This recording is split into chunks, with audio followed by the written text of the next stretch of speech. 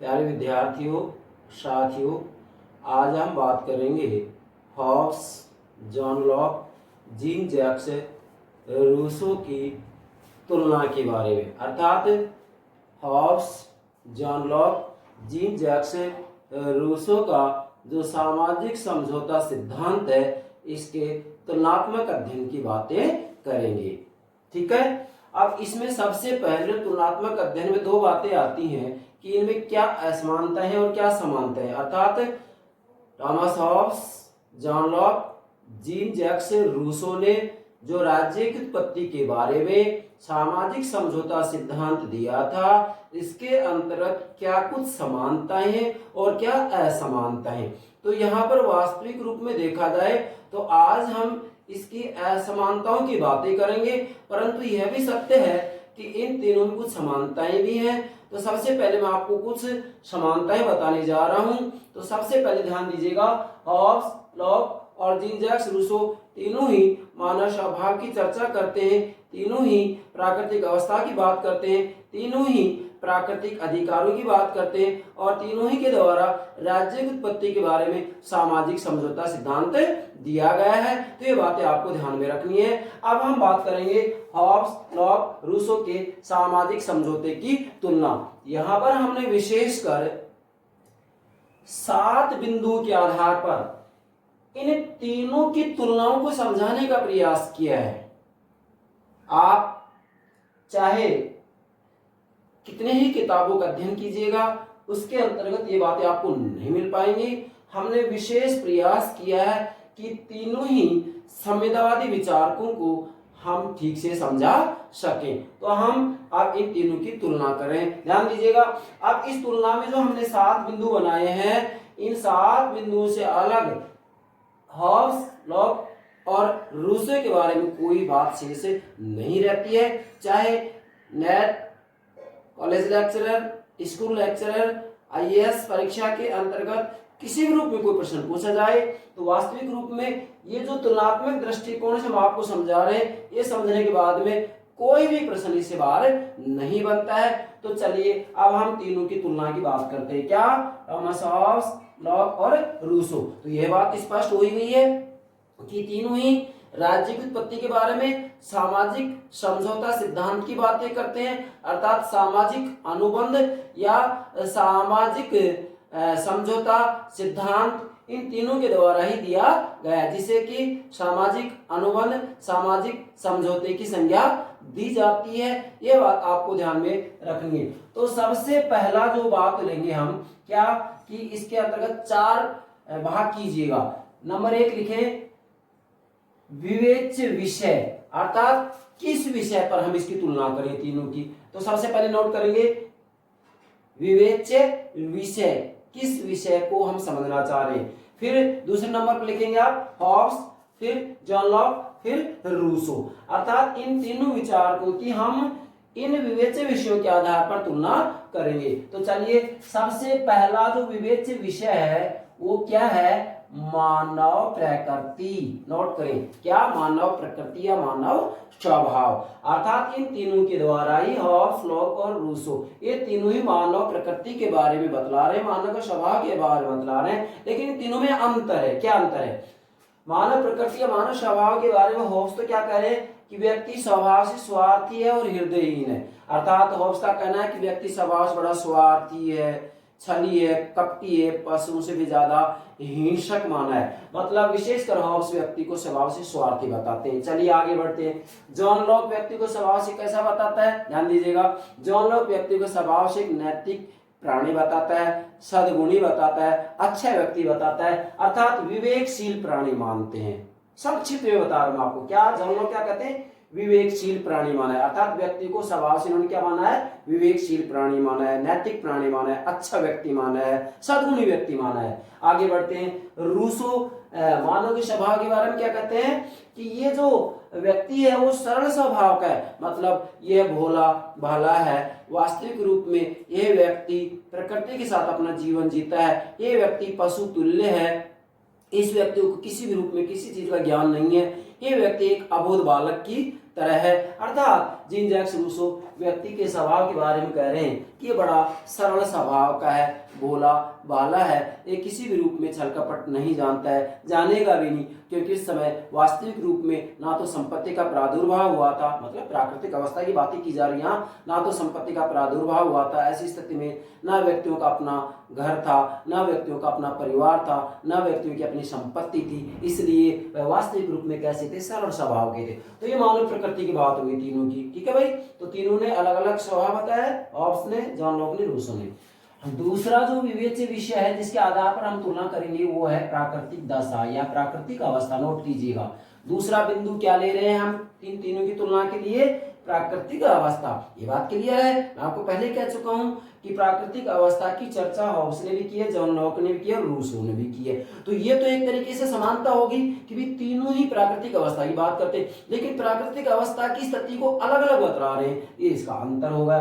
तो चलिए प्राकृतिक अवस्था या दशा के बारे में हॉब्स क्या कह रहे हैं कि यहाँ प्राकृतिक अवस्था में क्योंकि स्वभाव से स्वार्थी है तो क्लियर है, फिर क्या होगा, लड़ाई झगड़ा, छीना झपटी और एक दूसरे का डर रहेगा। मैं संक्षिप्त रूप में कहना चाह रहा हूं कि हॉब्स ने प्राकृतिक अवस्था के बारे में कहा है कि सबका सबके विरुद्ध युद्ध जैसी स्थिति रहेगी, क्योंकि व्यक्ति स्वभाव से स्वार्थी है। ऐसी स्थिति में फिर क्या होगा भाई, वहां लड़ाई झगड़ा होगा, छीना झपटी होगी, एक दूसरे का डर रहेगा। क्यों रहेगा, क्योंकि वास्तविक रूप में जो सबल व्यक्ति है, शक्तिशाली व्यक्ति है, कभी भी निर्बल कमजोर व्यक्ति को मार सकता है, उसकी हत्या कर सकता है, उसका जीवन सुरक्षित नहीं होगा।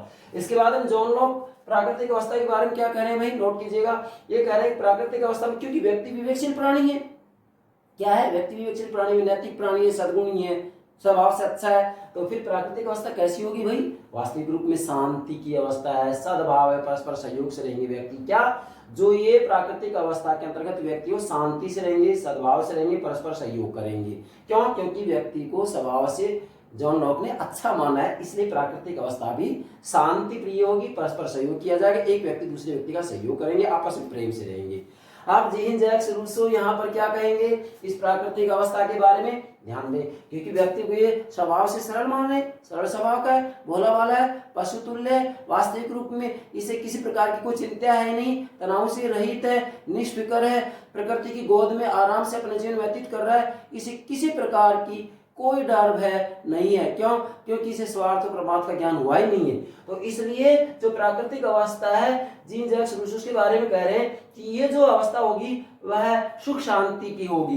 क्यों, क्योंकि इसके अंतर्गत सुख शांति का वातावरण होगा। क्यों होगा, क्योंकि यहाँ स्वार्थ और परमार्थ में कोई झगड़ा नहीं होगा, क्योंकि लोगों को स्वार्थ और परमार्थ का ज्ञान ही नहीं है, ये बिल्कुल भोले भाले हैं, अबोध बालक की तरह बिल्कुल सरल स्वभाव के हैं, ये आदर्श बर्बर है, भद्र बर्बर है, पूर्ण रूप में यह व्यक्ति भोले भाले हैं, इसलिए प्राकृतिक अवस्था सुख शांति का वातावरण होगा। क्या, प्राकृतिक अवस्था में क्या होगा, सुख शांति का वातावरण होगा। दो बातें हो गई।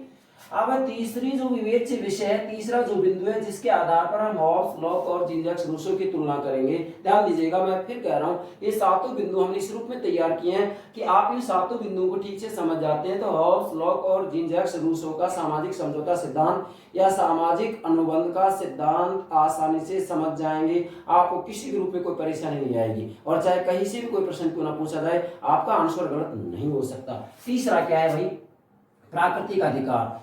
तीसरा बिंदु क्या ले रहे हैं हम, प्राकृतिक अधिकार, मतलब जिसको कहेंगे कि तीसरा विवेच्य विषय है प्राकृतिक अधिकार। आप प्राकृतिक अधिकार की बातें हॉब्स ने भी की है, लॉक ने भी की है, रूसो ने भी की है, तो ये तो हम कहेंगे कि भाई तीनों ने इसकी चर्चा की तो समानता होगी, लेकिन प्राकृतिक अधिकारों के बारे में अलग अलग विवरण दे रहे हैं, इसलिए इसमें असमानता होगी। नंबर एक, हॉब्स क्या करें प्राकृतिक अधिकार के बारे में, ध्यान दीजिएगा, हॉब्स आत्म रक्षा के अधिकार की बात कर रहे हैं। इनका कहना है हॉब्स का कि व्यक्तियों ने समझौता किया ही इसलिए है कि उनके जीवन की रक्षा हो।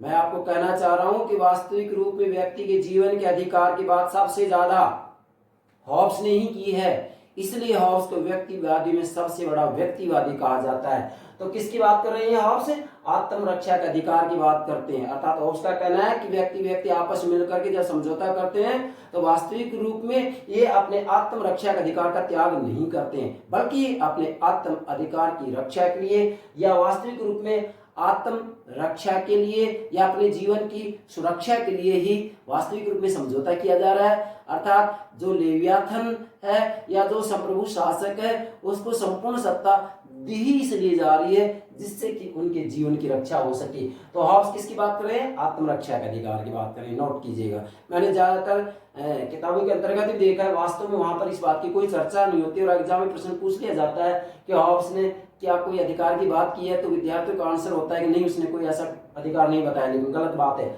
यहाँ पर हॉब्स आत्मरक्षा के अधिकार की बात कर रहे हैं। अर्थात हॉब्स ने तो यहाँ तक कहा है कि यदि सरकार के द्वारा, राज्य के द्वारा कोई ऐसा कानून बनाया जाता है जिससे व्यक्ति के जीवन को खतरा हो या व्यक्ति को यह आभास हो या व्यक्ति को लगे कि सरकार के कानूनों का पालन करने पर हमारे जीवन को खतरा है, हमारी मृत्यु निश्चित है या हम अंगभंग हो जाएंगे, तो ऐसी स्थिति में हॉब्स तो यहाँ तक कह रहे हैं कि व्यक्ति के द्वारा सरकार के आदेशों का, कानूनों का उल्लंघन किया जा सकता है। तो ये होगा आत्मरक्षा का अधिकार। चलिए आगे, जॉन लॉक क्या कह रहे हैं? जॉन लॉक 3 अधिकारों की बात कर रहे हैं, जीवन का अधिकार, स्वतंत्रता का अधिकार, संपत्ति का अधिकार। नोट कीजिएगा, एग्जाम की दृष्टि से बहुत महत्वपूर्ण है। क्या? जीवन का अधिकार, स्वतंत्रता का अधिकार, संपत्ति का अधिकार। अर्थात यहाँ पर जो समझौता किया जा रहा है वास्तविक रूप में समझौता इनकी सुरक्षा के लिए किया जा रहा है। किसकी सुरक्षा के लिए? जीवन, स्वतंत्रता, संपत्ति। नोट कीजिएगा, जॉन लॉक 3 प्राकृतिक अधिकारों की बात करते हैं। जब समझौता किया जाता है तो वास्तविक रूप में लोगों के द्वारा जब शासक के साथ समझौता किया जाता है, हालांकि जॉन लॉक 2 समझौते की बात करते हैं, ये बातें हमने पिछली वीडियो में आपको बताती है। 2 समझौते क्या होते हैं? पहला समझौता वास्तविक रूप में जनता जनता के मध्य होता है जिससे नागरिक समाज की स्थापना होती है, और दूसरा समझौता किसके बीच में होता है? जनता और शासन के बीच में, जनता और शासक के बीच में, जनता और सरकार के बीच में होता है। तो वास्तविक रूप में यहाँ पर जो समझौता किया जा रहा है, समझौते में व्यक्ति अपने जीवन, स्वतंत्रता और संपत्ति के अधिकार का त्याग नहीं करते हैं, बल्कि इनकी रक्षा के लिए समझौता किया जा रहा है। आगे बढ़ते हैं, रूसो क्या कहते हैं? रूसो प्राकृतिक स्वतंत्रता का अधिकार की बात करते हैं। अर्थात जीन जैक्स रूसो का कहना है कि वास्तविक रूप में प्राकृतिक अवस्था के अंतर्गत व्यक्ति पूर्ण रूप में प्राकृतिक स्वतंत्रता का आनंद लेते थे।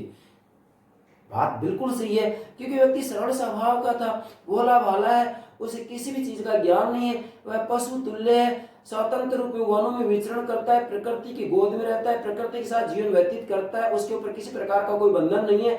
ऐसी स्थिति में प्राकृतिक अवस्था में वास्तविक रूप में प्राकृतिक स्वतंत्रता का उपभोग करता है। अर्थात यहाँ पर प्राकृतिक स्वतंत्रता के अधिकार की जीन जैक्स रूसो ने बात की है। तो ये अधिकारों की बात होगी। इससे संबंधित कंपटीशन में किसी न किसी रूप में प्रश्न पूछा जाता है, तो मेरे प्यारे विद्यार्थी ध्यान रखेंगे। चौथी बात क्या आती है भाई? प्रभु सत्ता का स्वरूप क्या बताते हैं? ये तीनों ही। चौथा बिंदु नोट करें, प्रभु सत्ता का स्वरूप। तो ध्यान दीजिएगा, हॉब्स प्रभु सत्ता के बारे में क्या करें कि जो समझौते के परिणाम स्वरूप राज्य की उत्पत्ति होगी, जिसे कि हॉब्स ने लेवियाथन राज्य संप्रभु कहा है, वो जो राज्य होगा वो कैसा होगा भाई? सर्वोच्च और पूर्ण प्रभु सत्ता होगी। मतलब ये जो संप्रभु है, जो ये राज्य वो सर्वोच्च होगा, पूर्ण होगा, उससे ऊपर और कोई नहीं होगा। उसके आदेशों का पालन करना ही पड़ेगा, जनता किसी भी रूप में उनका विरोध नहीं कर सकती है। इसलिए हॉब्स क्या कह रहे हैं? सर्वोच्च और पूर्ण प्रभु सत्ता की बात कर रहे हैं। ठीक है भाई। अब जॉन लॉक क्या करेंगे? यहाँ सीमित प्रभु सत्ता की बात कर रहे हैं। अर्थात जॉन लॉक ने जिस सामाजिक समझौते की बात की है, उस समझौते के परिणाम स्वरूप जिस सरकार की स्थापना की जा रही है, जिस राज्य की स्थापना की जा रही है, वास्तविक रूप में सीमित प्रभु सत्ता होगी। सीमित क्यों होगी?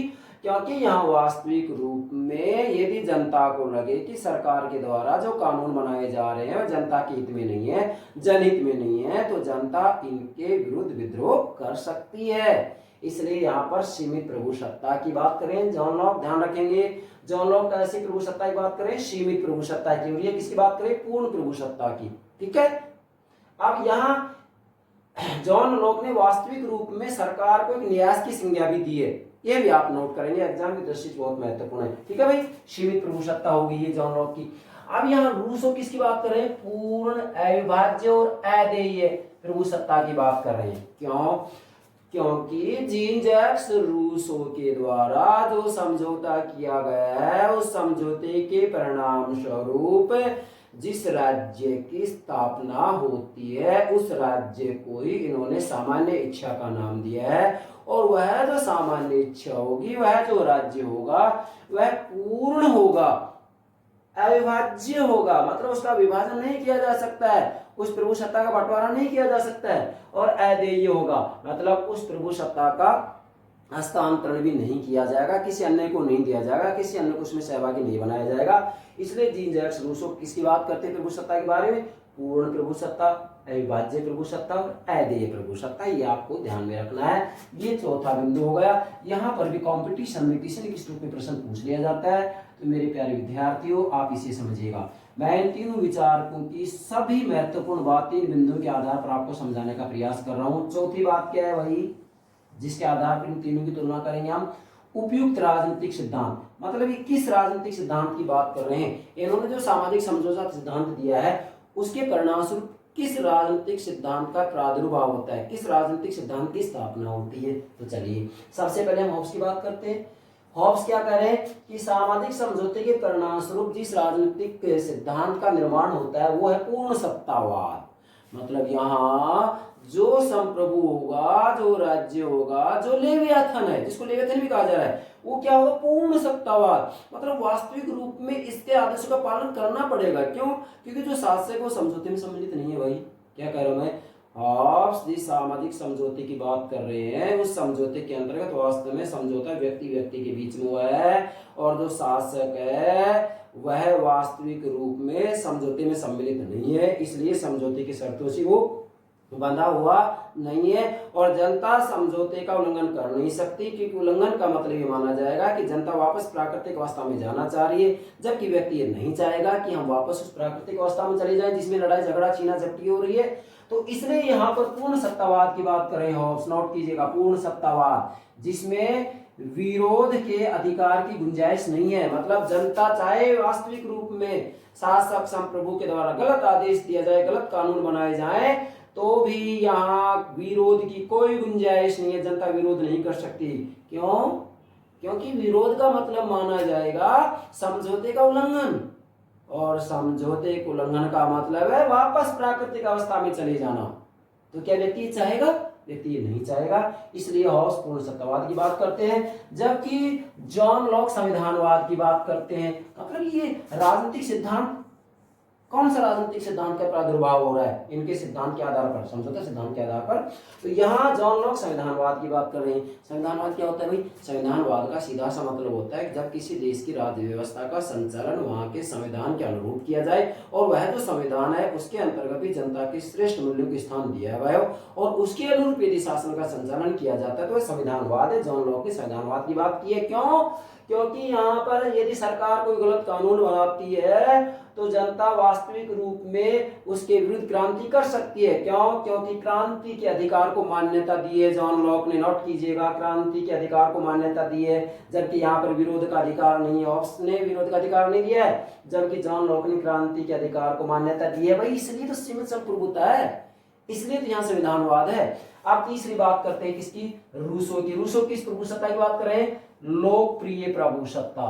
ठीक है भाई, ये बात होगी। पहला क्या है? हॉब्स पूर्ण सत्तावाद की बात कर रहे हैं, जो लोग संविधानवाद की बात कर रहे हैं, और रूसो लोकप्रिय प्रभु सत्ता की बात कर रहे हैं। इसमें क्या होगा? विरोध का अधिकार निरर्थक होगा, क्योंकि वास्तविक रूप में यहाँ जो सामान्य इच्छा है वो सामान्य इच्छा का प्रादुर्भाव कैसे हो रहा है भाई? जनता के आधार पर ही हो रहा है। वास्तविक रूप में यहाँ जीन जैक्स रूसो ने जिस समझौते की बात की है, इस समझौते के अंतर्गत जो नागरिक हैं, मतलब यहाँ वास्तविक रूप में समझौता करने वाले व्यक्ति जनता है, और वास्तविक रूप में जिसके साथ समझौता किया जा रहा है, जिस सरकार की स्थापना की जा रही है, वहां पर भी व्यक्ति है। मतलब यहाँ प्रजा और सरकार स्वयं जनता ही है, स्वयं जनता ही। इसलिए विरोध करना निरर्थक होगा, क्योंकि विरोध की कोई सार्थकता है ही नहीं यहाँ। क्यों नहीं है? क्योंकि यहाँ लोकप्रिय प्रभु सत्ता है, जन प्रभु सत्ता है, जनता की प्रभु सत्ता है, जनता संप्रभु है यहाँ,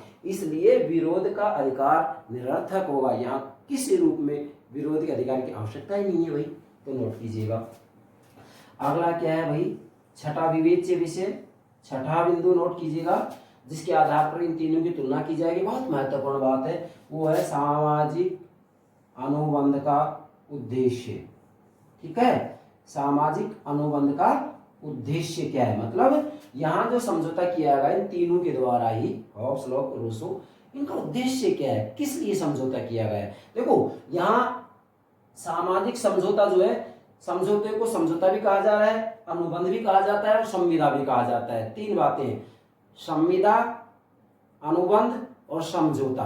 तो चाहे आप समझौते का प्रयोग कीजिएगा, अनुबंध का प्रयोग कीजिएगा या संविदा का प्रयोग कीजिएगा, एक ही बात, ये ध्यान रखेंगे पहले तो। अब सामाजिक अनुबंध का उद्देश्य क्या है, हॉब्स का उद्देश्य तो क्या है भाई, देखिएगा, शक्तिशाली प्रभु सत्ताधारी की स्थापना। ठीक है, क्या उद्देश्य है इसका, शक्तिशाली मतलब ऐसे शक्तिशाली प्रभु सत्ताधारी की स्थापना जो सबको नियंत्रित कर सके और सबकी रक्षा कर सके, ये इसका उद्देश्य है। मतलब हॉब्स के द्वारा जो सामाजिक समझौता सिद्धांत दिया गया है, वास्तविक रूप में इस समझौते के द्वारा हॉब्स एक ऐसे संप्रभु, एक ऐसे लेवियाथन, एक ऐसे राज्य की स्थापना करना चाह रहे हैं जो सबको नियंत्रित कर सके और सबकी रक्षा कर सके। कैसे, हॉब्स ने अपनी पुस्तक लेवियाथन के प्रथम पृष्ठ पर ही एक विशाल काय बहामाना का चित्र दिया है जिसके उदर में सभी व्यक्तियों को दिखाया गया है। इसका मतलब सबको नियंत्रित कर सके, सबकी रक्षा कर सके, तो ऐसे प्रभु सत्ता की स्थापना करना चाह रहे हैं। इसका उद्देश्य ये है। जॉन लॉक का उद्देश्य क्या है, सामाजिक समझौता क्यों किया गया इनके द्वारा। जॉन लॉक एक ऐसी सरकार की स्थापना, ध्यान दें, एक ऐसी सरकार की स्थापना करना चाहते हैं जो व्यक्ति के प्राकृतिक अधिकारों की रक्षा कर सके। ठीक है, कौन से प्राकृतिक अधिकार, ये जीवन, स्वतंत्रता, संपत्ति की रक्षा कर सके। ठीक है, तो फिर से दोहरा रहा हूं, ऐसी सरकार की स्थापना इनका उद्देश्य है। इसका जॉन लॉक का सामाजिक अनुबंध का उद्देश्य क्या है, ऐसी सरकार की स्थापना जो व्यक्ति के प्राकृतिक अधिकारों की रक्षा कर सके और नियम तोड़ने वालों को दंड दे सके। क्लियर, यहाँ समझौता किस लिए किया जा रहा है, तीन प्राकृतिक अधिकारों की रक्षा के लिए। भाई तीन प्राकृतिक अधिकार कौन से हैं, जीवन का अधिकार, स्वतंत्रता का अधिकार, संपत्ति का अधिकार, इनकी रक्षा के लिए। और यदि कोई नियम तोड़ते हैं तो नियम तोड़ने वालों को दंड दे सके, इसलिए यहाँ पर सामाजिक समझौता किया जा रहा है। अब जीन जैक्स रूसो ने सामाजिक समझौता या सामाजिक अनुबंध का क्या उद्देश्य बताया, ध्यान दें, अभाव की स्थिति पैदा होने पर ऐसे नागरिक समाज की स्थापना, ऐसे नागरिक समाज की स्थापना जिसमें श्रम के द्वारा अर्जित संपत्ति की सुरक्षा प्राप्त हो सके, इसके लिए समझौता किया जा रहा है। फिर से बोल रहा हूं, ध्यान दीजिएगा, अभाव की स्थिति में, देखो प्राकृतिक अवस्था में भोला भाला था, उसके बाद सभ्यता का विकास होता है, सभ्यता का विकास होता है तो यहाँ पर क्या हो जाता है, फिर व्यक्ति स्वार्थी हो जाता है। और जब अभाव की स्थिति होगी तो ऐसी स्थिति के अंदर क्या, जो श्रम करेंगे तो श्रम के द्वारा जो अर्जित संपत्ति उसकी सुरक्षा कौन करेगा भाई, इसलिए यहाँ पर समझौता किया जा रहा है। तो क्या लिखे, नोट करें, अभाव की स्थिति पैदा होने पर ऐसे नागरिक समाज की स्थापना, क्या बोल रहा हूं, ऐसे नागरिक समाज की स्थापना जिसमें श्रम के द्वारा अर्जित संपत्ति की सुरक्षा प्राप्त हो सके, इसके लिए यहाँ समझौता किया जा रहा है। और अंतिम भाई सातवां जो विवेक से विषय या बिंदु है जिसके आधार पर हम तीनों की तुलना करेंगे, हॉब्स, लॉक और रूसो, वो है सामाजिक अनुबंध की प्रकृति। मतलब सामाजिक समझौता की क्या प्रकृति है, सामाजिक संविदा की क्या प्रकृति है, तीनों की। तो चलिए सबसे पहले हम हॉब्स की बात करते हैं। ये सामाजिक अनुबंध की क्या प्रकृति बता रहे हैं, ध्यान दें, सब मनुष्य एक दूसरे को वचन देते हैं कि वे अपने ऊपर शासन का अधिकार प्रभु सत्ताधारी को सौंप रहे हैं। ठीक है, इसकी प्रकृति होगी कैसे भाई, हमने आपको जब हॉब्स का सामाजिक समझौता सिद्धांत समझा तो उस समय कहा था कि यहाँ जो समझौता हो रहा है कैसे हो रहा है, मैं आज पुनः दोहरा रहा हूं। एक व्यक्ति दूसरे व्यक्ति से कह रहा है कि मैं मेरे सारे प्राकृतिक अधिकारों का और अपने ऊपर शासन का या स्वशासन का अधिकार त्यागता हूं। किसको, इस व्यक्ति विशेष को, इस संस्था विशेष को। शर्त यह है कि तुम भी अपने प्राकृतिक अधिकार और स्वशासन का अधिकार इस संस्था को, इस व्यक्ति विशेष को समर्पित कर दे, सौंप दे। इसका मतलब ये है कि वास्तविक रूप में सब मनुष्य एक दूसरे, देखो यहाँ पर जो समझौता हो रहा है किसके बीच में हो रहा है भाई, नोट करेंगे, किसके बीच में हो रहा है, व्यक्ति व्यक्ति के बीच में हो रहा है। बार बार कह रहा हूं, व्यक्ति व्यक्ति के बीच में समझौता हो रहा है। यहाँ व्यक्ति और सरकार के बीच में समझौता नहीं हो रहा है। मतलब जो शासक है, शासक समझौते में सम्मिलित नहीं है, बार बार कह रहा हूं। तो क्या सब मनुष्य एक दूसरे को वचन देते हैं, जैसे मैंने अभी आपको दोहराया था, वचन देते हैं कि वे अपने ऊपर शासन का अधिकार प्रभु सत्ताधारी को सौंप रहे हैं। मतलब जो स्वशासन का अधिकार है, जो प्राकृतिक अधिकार है, वो प्रभु सत्ताधारी को सौंप रहे हैं, जिसे कि हॉब्स ने लेवियाथन की संज्ञा दी है, राज्य की संज्ञा दी है, संप्रभु की संज्ञा दी है। ठीक है भाई। अब जॉन लॉक क्या कहते हैं भाई इसके बारे में, क्या सामाजिक अनुबंध की प्रकृति के बारे में जॉन लॉक क्या करें कि समुदाय के सदस्य ये वचन देते हैं, क्या समुदाय के सदस्य ये वचन देते हैं, क्योंकि यहाँ वास्तविक रूप में देखा जाए जॉन लॉक दो समझौते की बात कर रहे हैं, जो कि मैंने आपको पीछे समझा दिया था। तो समुदाय के सदस्य ये वचन देते हैं कि नियम का उल्लंघन होने पर वे स्वयं अपने न्यायाधीश नहीं होंगे, बल्कि ये शक्ति सरकार के पास होगी। ठीक है, फिर से दोबारा नोट करें, समुदाय के सदस्य ये वचन देते हैं कि नियम का उल्लंघन होने पर वे स्वयं अपने न्यायाधीश नहीं होंगे, बल्कि ये शक्ति सरकार के पास रहेगी। कैसे रहेगी भाई, देखो यहाँ जॉन लॉक दो समझौते की बात करते हैं। पहला समझौता व्यक्ति व्यक्ति के मध्य होता है, जिससे नागरिक समाज की स्थापना होती है, और उसके बाद दूसरा समझौता होता है किसके बीच में, व्यक्ति और शासक के बीच में, जिससे सरकार की स्थापना होती है। तो इस आधार पर यह बातें कही गई हैं, तो नोट कीजिएगा। और भाई सामाजिक अनुबंध की प्रकृति के बारे में जीन जैक्स रूसो क्या करें हैं, नोट करें, सब मनुष्य अपनी अपनी प्राकृतिक स्वतंत्रता का त्याग करके, ध्यान दें यहाँ जिस प्राकृतिक स्वतंत्रता की हमने बात की थी भाई, प्रारंभ में व्यक्ति वास्तविक रूप में देखे तो स्वतंत्र थे, ठीक है, कंप्लीट स्वतंत्र थे, वो जैसे चाहते थे वैसा करते थे, क्योंकि वो भोले भाले थे। उसके बाद सभ्यता का विकास हो जाता है, सभ्यता का विकास होता है, वैसे ही व्यक्ति क्या हो जाता है, भ्रष्ट हो जाता है। ऐसी स्थिति में अव्यवस्था फैल जाती है, अराजकता फैल जाती है।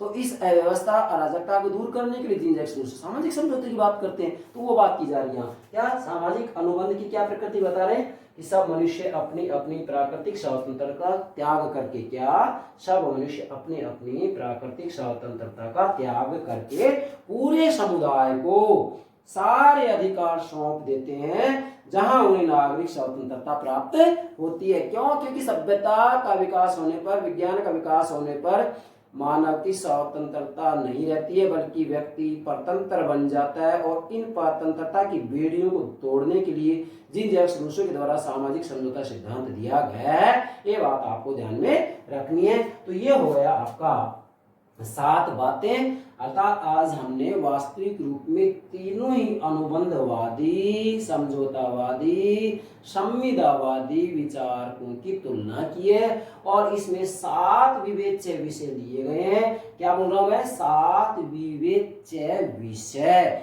या 7 बिंदुओं के आधार पर हमने हॉब्स, लॉक और रूसो की तुलना की है। इनको तरीके से समझिएगा मेरे प्यारे विद्यार्थियों, प्राणों से प्यारे विद्यार्थियों, आप इनको नोट कीजिएगा।